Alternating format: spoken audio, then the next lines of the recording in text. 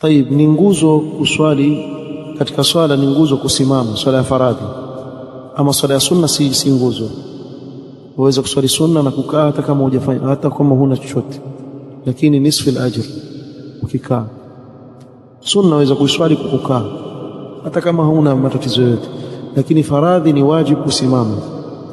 Tayib, je, inajuzu kuisoma au kusema takbiratul ihram kisha kukaa ikiwa mtu hawezi kusimama isipokuwa kwa kiwango cha takbiratul ihram?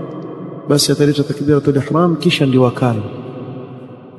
Lakini ikiwa yaweza kusimama kwa kipindi, bimaana yaweza kusimama kama dakika 2-3, asubiri kusimama mpaka ashindwe ndio akae.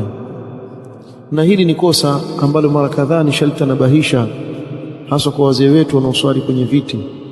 Waweza kumkuta mtu yaje kwa miguu kutoka nyumbani mzima, yatembea kisha aja moja kwa moja iwakaa, kisha kando ashakaa.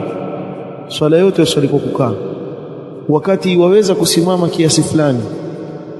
Kwa kile kiwango ambacho waweza kusimama wasimama, hujaruhusiwa kisheria kukaa.